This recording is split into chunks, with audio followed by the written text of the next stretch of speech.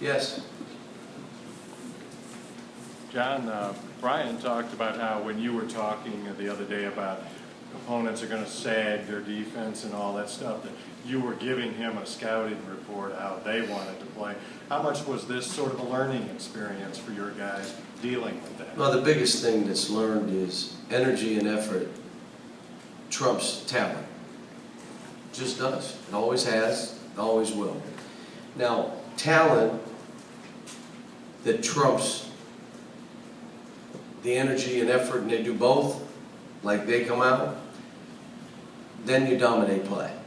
Obviously, our talent isn't playing with enough energy and effort. But every team's going to play us the same way. Going to hold it a little bit. They're going to try to trick us a little bit, try to make threes, and then run back and jump in the lane and make us, don't give us a chance to get to the basket. What we did is we throw one pass and hold the ball and try to drive it. You can't. You swing the ball, you make hard cuts, you open up lanes where they can't come in. And when we did it, we kept getting wide open shots, but guys started holding the ball. But the biggest thing is you give up 30 points and you're like, guys, they're making threes, are you watching the game? So we had a lot of that today. We have a ways to go. Like I told the guy after it doesn't look like the #1 team to me. Cal, it seemed like at least early, maybe Dakari, Julius, the only two guys out there giving you really the effort. Well, James Young was really good. Yeah. James Young, Dakari, and the only reason I did what I did in the second half, I told Dakari, you played great, but I got to get Julius or Marcus Lee in the game.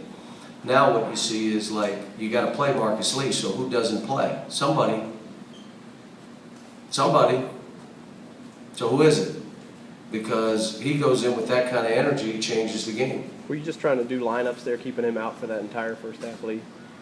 Yeah, because I wanted to see, I had to see guys. I had to see Derek Willis.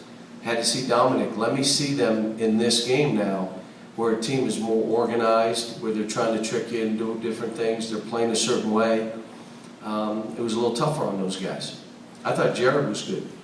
Well, all that Jared did was run really hard and push the ball. Well, we had absolutely none of that in the first half. We didn't get a breakout. There's the difference between running and sprinting. We have a lot of guys that running has always been good enough, and this is me. You can't be on the court then.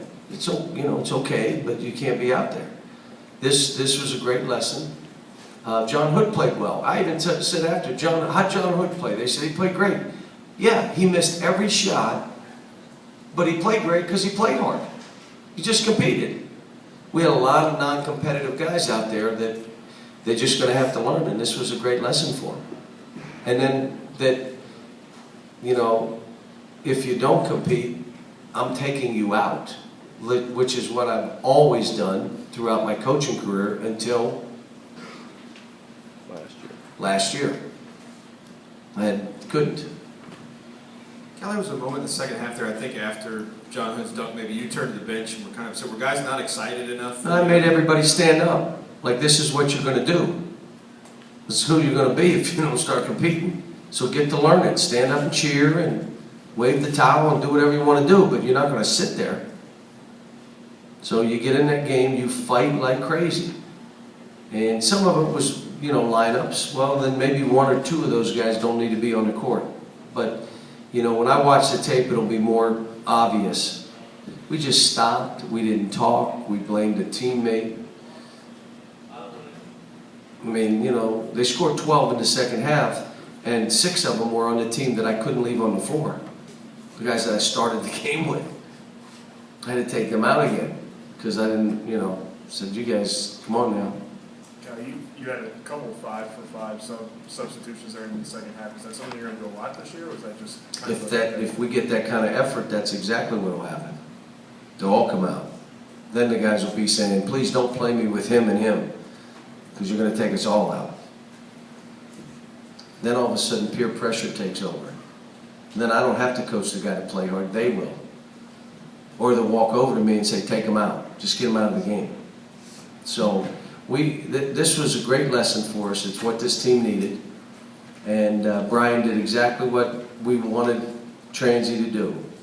Played really hard, spread the court,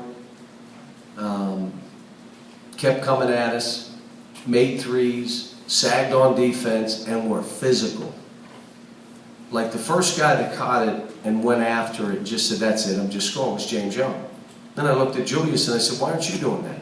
Throw it off the backboard and go get it and score it. But you could do that, except you're going to get clubbed a little bit, because when you shot it, 3 guys were clubbing you to keep you away from the goal.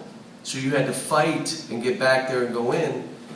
We had some guys had 1 rebound now, like 1 rebound. So. Coach, Willie played 21 minutes, Dakari played 17. Are you trying to balance them right now down low? No, I'd like one of them to step out and play more. But Dakari played well. He did. The only reason he didn't play more is because I wanted to give Marcus Lee some time.